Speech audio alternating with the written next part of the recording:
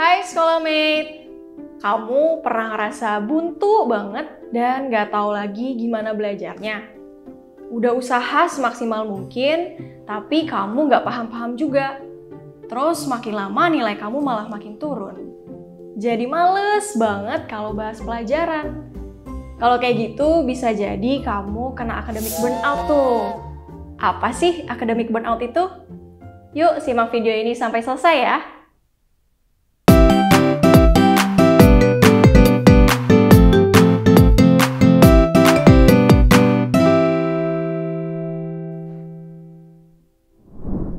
Menurut ahli psikologi, academic burnout mengacu pada kondisi stres, beban, atau faktor psikologis lainnya karena proses pembelajaran yang diikuti, sehingga menunjukkan keadaan kelelahan emosional dan perasaan prestasi pribadi yang menurun, serta perasaan tidak kompeten sebagai seorang pelajar.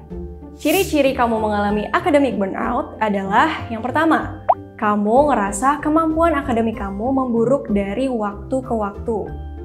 Yang kedua, kamu sulit berkonsentrasi saat pembelajaran berlangsung. Yang ketiga, kamu bosan dengan kegiatan belajar sehingga cenderung menghindar. Yang keempat, kamu sering ngerasa lelah walaupun sudah istirahat yang cukup. Dan yang kelima, kamu nggak mampu memanajemen waktu belajar kamu sendiri. Kondisi-kondisi di atas nggak terjadi gitu aja loh. Ada saat dimana kamu melewati proses yang kurang tepat ketika belajar. Kamu pernah menaiki anak tangga? Tiba-tiba kamu ingin melangkah langsung ke anak tangga kelima, padahal kamu belum melewati anak tangga kedua, ketiga, dan keempat. Coba kamu bayangin deh, apa yang akan terjadi? Kamu bisa aja tergelincir dan kaki kamu jadi sakit. Sampai di anak tangga kelima, dan akhirnya kamu jenuh buat nyoba lagi. Itu sama halnya dalam belajar.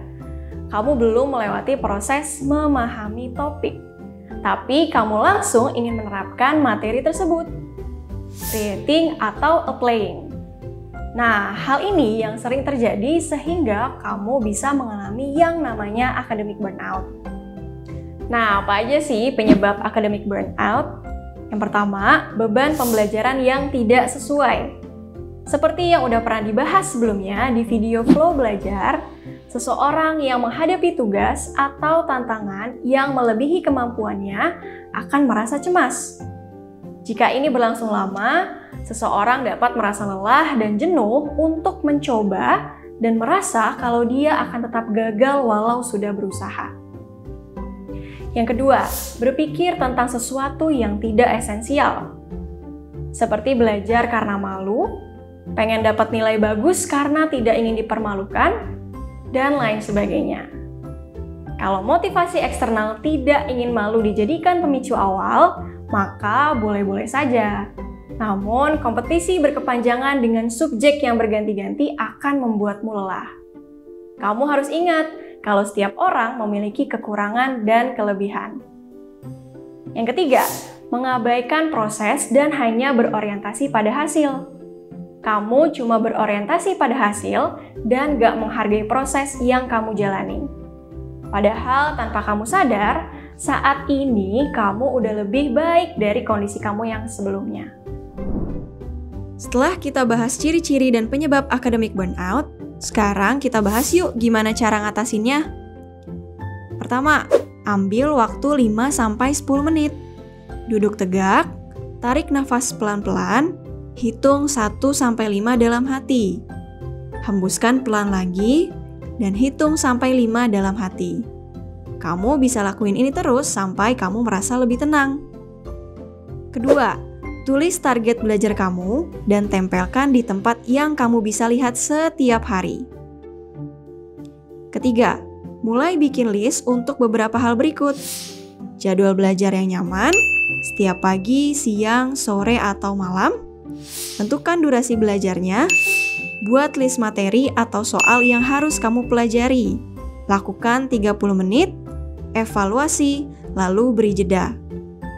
Keempat, istirahat yang cukup, makan yang baik, minum yang cukup, dan lakukan olahraga ringan. Yang kelima, Kalau kamu mulai belajar dengan metode drilling atau latihan soal, kamu bisa lewatin dulu soal yang belum kamu pahami dan lihat kembali konsep dasarnya. Dan yang keenam, berdoa. Kamu bisa usahakan semaksimalnya, namun untuk hasil akhir bukanlah kendali kita.